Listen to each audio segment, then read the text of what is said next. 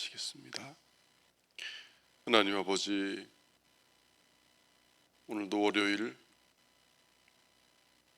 이제 또 하루의 시작을 저희가 주님의 이름으로 모여 주의 말씀을 듣고 주님의 이름을 부르며 찬양하는 가운데 시작할 수 있도록 도와주셔서 감사합니다. 이 새벽에도 저희들에게 가까이 하여 주시고 우리의 구주 되신 예수 그리스도를 온전한 믿음으로 바라보며 성부 하나님을 기쁘시게 하고 성령 하나님의 도우심을 힘입어 기도하며 주의 은혜와 그 말씀을 따라 살아가는 오늘 하루가 될 수 있도록 인도하여 주시옵소서. 예수님의 이름으로 기도드립니다. 아멘. 함께 보실 성경 말씀 요한복음 10장 11절입니다. 요한복음 10장 11절 한 절 말씀 보시겠습니다.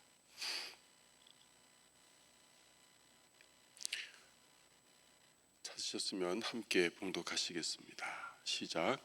나는 선한 목자라. 선한 목자는 양들을 위하여 목숨을 버리거니와. 네, 우리 주님께서는 자신을 선한 목자라고 소개하시면서 나는 양들을 위하여 내 목숨을 버린다, 이렇게 말씀하셨습니다.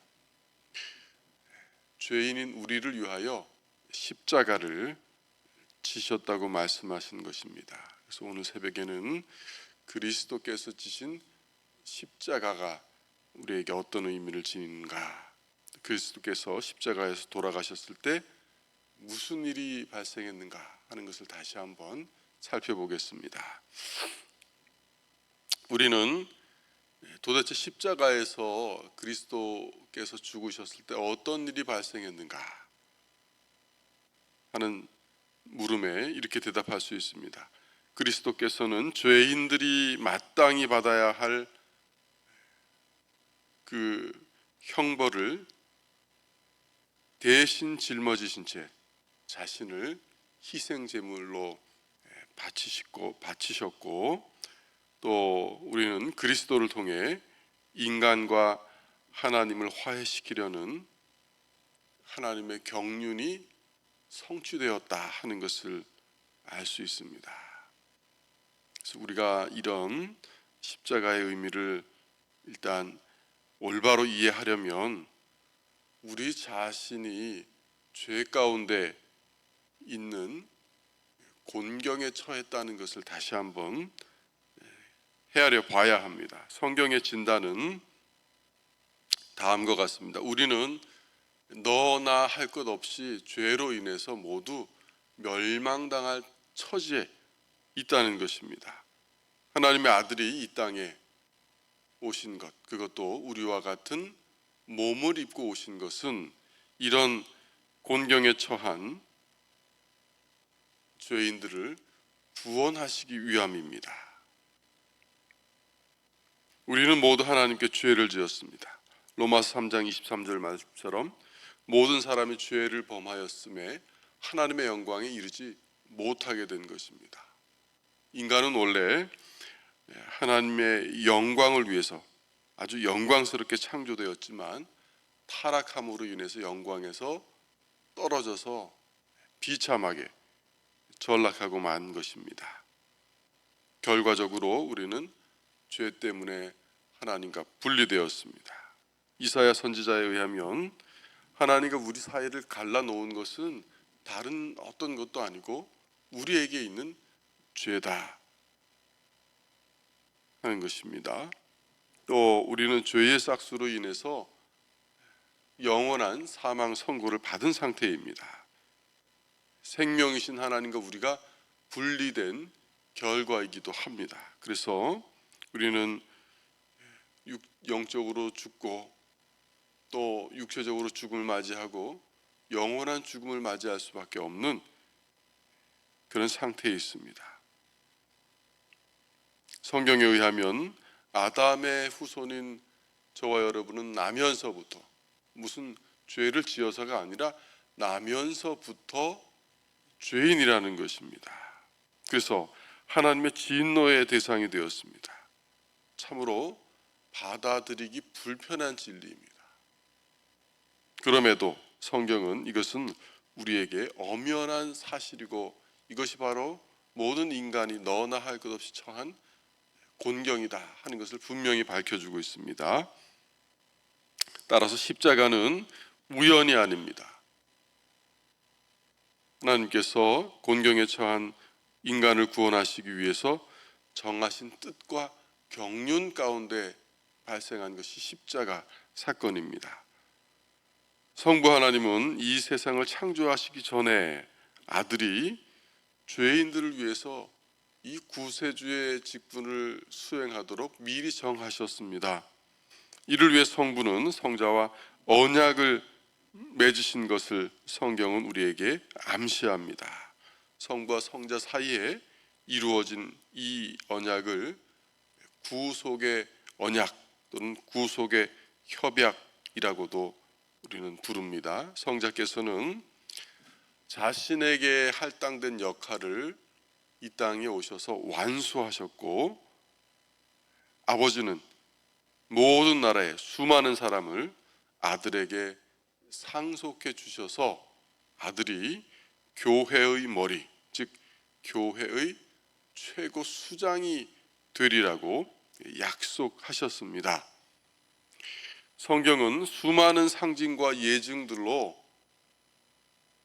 아들의 십자가 사건을 준비했습니다. 구약 성경은 예수님의 오심과 죽으심을 위한 십자가 죽음이 예표하는 모든 것을 동물 제사를 통해서 우리에게 상징적으로 보여줍니다. 특별히 유월절 양이 예수님의 대표적인 모형이었기 때문에 예수님은 마지막 성례를 우리에게 제정하실 때도 이 유월절 식사를 사용하셔서 자신의 죽음이 가리키는 그 의미를 상기시켜 주셨습니다. 우리는 십자가의 주도권이 성부 하나님께 있다는 사실을 기억해야 합니다. 세상을 너무도 사랑하셔서 아들을 내주신 분은 성부 하나님이십니다. 성자께서는 화가 난 성부를 달래시려고 십자가를 지신 것이 아닙니다. 성부의 사랑에 의해서 십자가를 지신 것이죠. 아들을 끔찍한 죽음으로 내모시고 비참한 그런 조롱과 고난을 당하도록 허락하신 것은 다름 아닌 성부 하나님의 뜻이었습니다. 아들은 두려움 가운데서도 이 십자가의 처참한 죽음을 결국 자신의 뜻으로 받아들이셨습니다. 아버지께서 주신 진노의 잔을 남김없이 마시고 비우신 것이죠.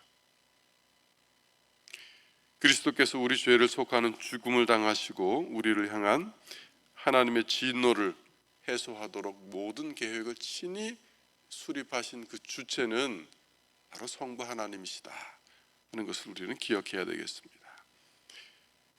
그리고 그리스도께서는 성부의 뜻에 순종해 십자가에 달리셨습니다. 그리스도는 창세전에 이미 기꺼이 자신을 십자가에 맡기신 것을 우리는 성경을 통해 유추해 볼 수 있습니다. 오늘 우리가 읽은 말씀에서 선한 목자로서 우리를 위해 자기가 목숨을 버리셨다고 했습니다. 나는 선한 목자라. 선한 목자를 양들을 위해서 목숨을 버리노라. 이렇게 자신을 희생제물로 하나님께 바치셨다고 우리에게 알려줍니다. 그리스도께서는 바로 저와 여러분이 받아야 할 형벌을 대신 받으신 것입니다. 이로써 우리 죄인들에게나 마땅한 죄에 대한 하나님의 진노를 친히 담당하시고 십자가에서 목숨을 버리신 것이죠. 우리의 불순종 때문에 우리가 마땅히 받아야 할 율법의 저주, 하나님과의 분리, 또 영원한 죽음, 마귀의 권세 아래 놓인 이런 비참한 형편 모두 십자가의 죽으심으로 우리 대신 해결해 주신 것이죠. 또 그리스도께서는 죽을 뿐만 아니라 가장 그 비하의 최하의 단계인 무덤에까지 친히 내려가셨습니다.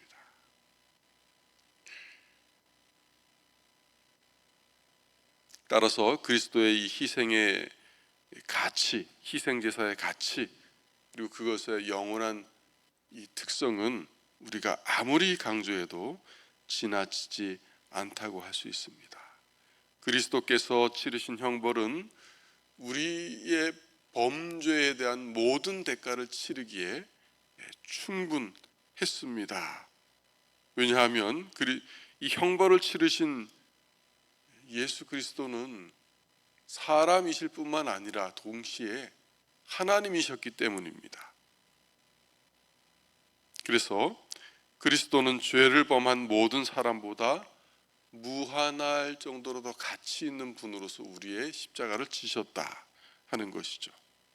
그래서 예수님의 희생 제사는 단회적이었고 최종적이었습니다. 오고 오는 모든 시대에 주님의 이 희생의 가치는 충분한 것이죠. 다른 희생 제사가 없습니다. 그리스도는 죽으심을 통해서 우리에게 여러 가지 유익을 가져오셨습니다. 우선 자신의 죽음으로 인해서 하나님의 공의가 충족되었습니다. 이는 죄에 대한 마땅한 형벌이 예수 그리스도의 십자가에서 충당되고 실행되었기 때문에 가능해진 일입니다. 또한 하나님이 공의로우신 분으로 나타나기 때문에 예수님을 믿는 모든 죄인을 의로운 하나님의 백성으로 만드실 수 있는 것이죠. 그리스도의 죽으심으로 인해 죄와 죽음과 지옥의 권세로부터 우리가 구속받는 것이 가능해졌습니다. 구속의 값은 그리스도께서 지불하셨는데 그 값은 그리스도 자신이 흘리신 소중한 피였습니다. 그리스도는 우리를 사로잡았던 마귀와 죽음과 지옥의 권세를 완전히 정복하시고 패퇴시키셨습니다. 이로써 마귀의 권세가 박살났고 죽음의 권세 또한 우리에게서 힘을 잃었습니다. 우리는 그리스도를 통해서 하나님의 장차 다가올 이 진노 가운데서도 건짐을 받았음을 확신할 수 있습니다. 그리스도의 죽으심으로 인해 하나님이 약속하셨던 새 언약이 우리 가운데 유효하게 발동하게 되었습니다. 하나님은 아담이 범죄했을 때 이미 그 가운데 새 언약을 내포해 주셨습니다. 우리가 잘 아는 대로 창세기 3장 15절의 약속, 내가 너와 여자와 너로 하여금 여자와 원수가 되게 하고 내 후손도 여자의 후손과 원수가 되게 하리니 여자의 후손은 내 머리를 상하게 할 것이요 너는 그의 발꿈치를 상하게 할 것이니라.